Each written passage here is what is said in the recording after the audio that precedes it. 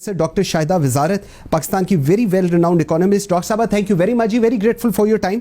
Doctor साहब मुझे एक चीज़ बताइएगा, IMF वांट्स कि स्टेट बैंक इंडिपेंडेंट हो, एटोनमस हो, लेकिन जो उन्होंने डिटेल्स बताई हैं एटोनमी की, वो पाकिस्तान को किसी भी सूरत में एक्सेप्टेबल शायद नहीं है. हुकूमत का मुझे अभी नहीं पता, लेकिन as a banker, as those people who are into financial sector, they say कि it's not good for Pakistan. क्या कहेंगी आप इस पे?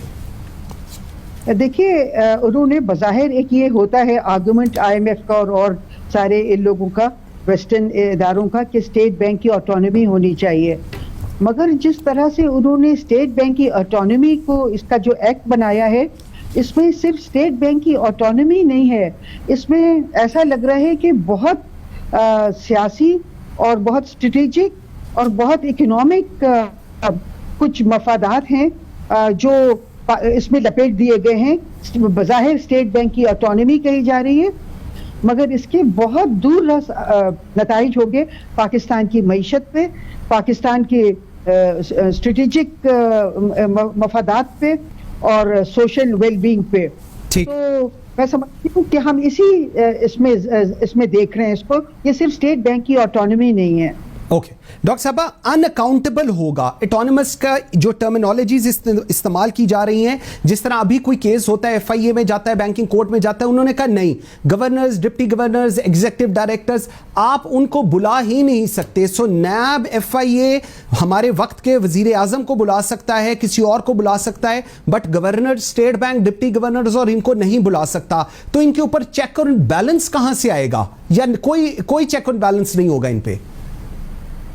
देखिए, इसमें जो इन्होंने तजावीज़ दी हैं, उसमें पाकिस्तान का कोई भी इदारा इन पे कोई चेक एंड बैलेंस नहीं रख सकेगा. तनख्वाह बहुत बड़ी सी पाकिस्तान देगा, 14.8 मिलियन. जी एग्जैक्टली 13.85 और समथिंग, और पर मंथ. और इसके अलावा मरात इसके अलावा होंगी, फैसिलिटीज इसके अलावा हैं. फिर 4-5 डिप्टी गवर्नर्स होंगे, उनकी भी बड़ी बड़ी तनख्वाहें होंगी. तो यानी कि ये बिल्कुल एक गरीब मुल्क को चूस डालेंगे आके, सिर्फ इसके नाम पे कि ये इन्फ्लेशन को वो करेंगे. इन्फ्लेशन अभी तक तो स्टेट बैंक शरह नमूद को भी देखता है, मगर ये कह रहे हैं शरह नमूद को नहीं देखेंगे, सिर्फ इन्फ्लेशन को देखेंगे. तो आप देखें कि इन्फ्लेशन को माजी में स्टेट बैंक ने किस तरह से हैंडल किया है. जब भी कोई भी हुकूमत आती है, वो फौरन आते ही डिवैल्यूएशन करती है. जब डिवैल्यूएशन करती है तो सारी इंपोर्ट्स महंगी हो जाती हैं, और तेल और कैपिटल गुड्स और इंडस्ट्रियल रॉ मटेरियल. तो हमारा जो इन्फ्लेशन है उसके ये कॉस्ट पुश इसकी वजूहात हैं. दो तरह से इन्फ्लेशन आता है, या तो कॉस्ट पुश या डिमांड पुल. तो हमारा जो इन्फ्लेशन है वो कॉस्ट पुश होता है, क्योंकि हमारी सब चीजों की कीमतें बढ़ती हैं डिवैल्यूएशन की वजह से. मगर फिर स्टेट बैंक पता नहीं अपनी कौन सी विजडम में डिमांड पुल इन्फ्लेशन के एंटी इन्फ्लेशनरी मेजर्स लगाना शुरू कर देता है. मिसाल के तौर पे वो लेंडिंग रेट को बढ़ा देता है. लेंडिंग रेट जब बढ़ाया जाता है जब डिमांड पुल इन्फ्लेशन हो, तो इससे पता चलता है कि या तो ये बहुत ही नालायक है, और या ये इनका एक अपना एजेंडा है, क्योंकि लेंडिंग रेट बढ़ने से हालात और मजीद बद से बदतर हो जाते हैं.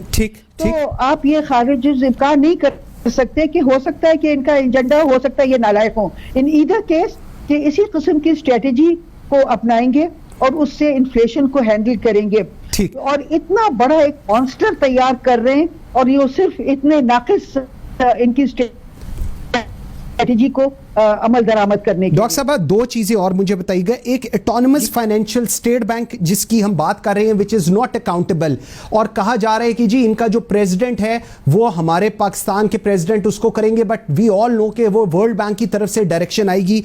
वर्ल्ड बैंक इनको बताया, उसके बाद वाशिंगटन DC की तरफ से आई, स्टेट बैंक के पास चला गया. स्टेट बैंक ने आगे गवर्नमेंट को कहा कि अब आप अमेंडमेंट्स करनी शुरू कर दें अपने लॉ के अंदर, क्योंकि इसको आपने इंप्लीमेंट करना है. It's going to be, cabinet ने कुछ मिनट के अंदर इसको अप्रूव कर दिया. Is that so simple?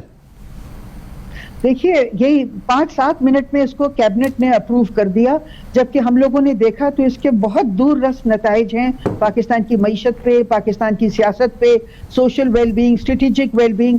तो इससे ये पता चलता है कि जो हमारी काबीना में जो लोग बैठे हैं ان کی یا تو پاکستان سے بالکل دلچسپی نہیں ہے اور یا ان کا ایک خاص ایجنڈا ہے جس کے لیے وہ بھیجے گئے ہیں. کیونکہ اگر آپ کابینہ کو دیکھیں تو اس کے زیادہ تر جو ممبرز ہیں وہ برطانیہ کے شہری ہیں اور امریکہ کے شہری ہیں. تو امریکہ کا اور برطانیہ کا ایک پاکستان کے لیے ایک خاص ان کے اسٹریٹجک ان کے وہ ہیں آبجیکٹیوز ہیں.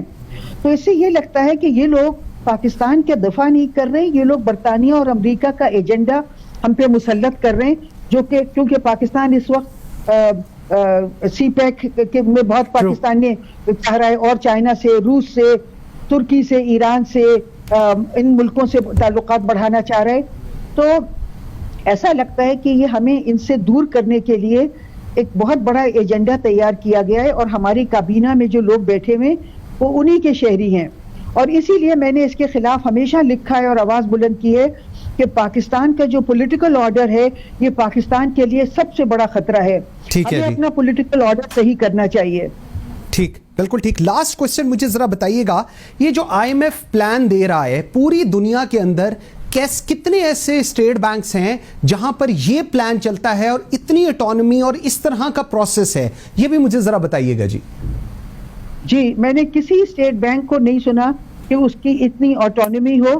ابھی میں سن رہی تھی کہ پاکستان کے اسٹیٹ بینک کی گورنر کی مطلب جتنے وہ ہے اسٹیٹ بینک کی آٹونومی ہے جی اتنی ہی ہندوستان کے اسٹیٹ بینک کی آٹونومی ہے, اور پاکستان کے اسٹیٹ بینک کی آٹونومی ارجنٹینا, برازیل ان اسٹیٹ بینک سے زیادہ ہے, ان کے سینٹرل بینک سے. ٹھیک.